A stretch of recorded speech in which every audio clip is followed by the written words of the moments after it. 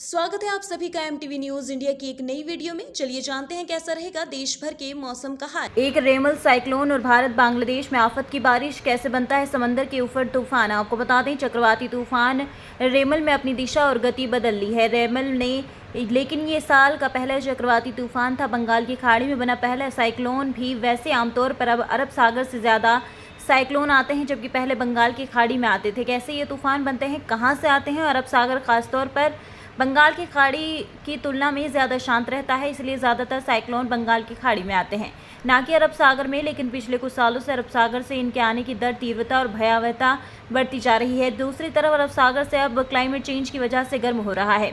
इधर उधर भी चक्रवाती तूफानों की संख्या बढ़ती जा रही है, जिसकी वजह से यहाँ पर ज़्यादा तीव्रता के साथ चक्रवात आ रहे हैं।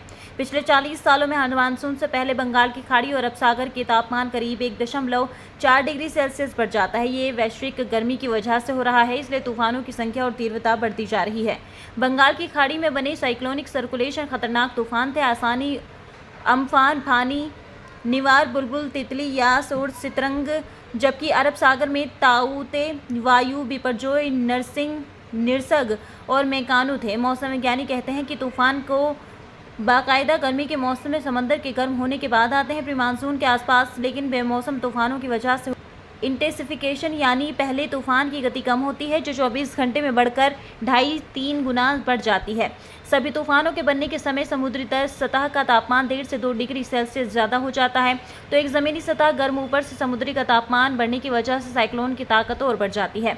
उन्होंने कहा कि पश्चिमी विक्षोभ अरब सागर से नमी आने के कारण देश के अधिकतर पश्चिमी और मध्य भागों में गरज चमक के साथ वर्षा और पश्चिमी हिमालय क्षेत्र में बारिश होने की संभावना है, जिससे लोगों को गर्मी से राहत मिल सकती है।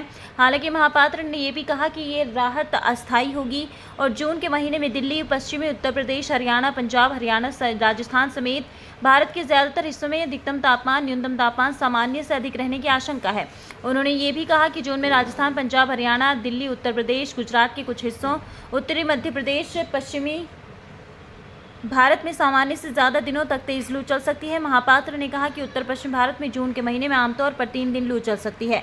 मध्य प्रदेश की बात करें तो इस साल ये समय पर पहुंचेगा। एमपी में मानसून की शुरुआत की तारीख 15 जून है, जबकि भोपाल में मानसून की आधिकारिक शुरुआत की तारीख 18 जून है। 28 मई से 3 जून के बीच कभी भी मानसूनी बारिश झमाझम शुरू हो सकती है। भारत मौसम विज्ञान विभाग ने ये खुशखबरी दी। देश में 1 जून से 30 सितंबर तक मानसूनी सीजन में 104% बारिश होने की संभावना जताई है।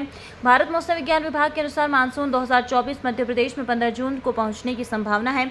इसके बाद मानसून धीरे धीरे 25 जून तक हिमाचल प्रदेश, उत्तराखंड और कश्मीर में पहुंच जाएगा और 8 जुलाई तक पूरे देश को कवर कर लेगा। मध्य प्रदेश में आने वाले दिनों में गर्मी से थोड़ी राहत जरूर मिल सकती है, मगर पूरी तरह राहत मानसून के आने के बाद ही मिलेगी। दक्षिण बंगाल में मानसून केरल की शुरुआत 8 से 24 दिन बाद होती है। आईएमडी का अनुमान है कि केरल में 31 मई को आएगा, जो केरल के 8 दिन बाद 10 से 11 जून के आसपास कोलकाता पहुंचेगा। मौसम से जुड़ी जानकारी के लिए, लाइव मौसम खबरों के लिए यूट्यूब चैनल को सब्सक्राइब करना न भूलें।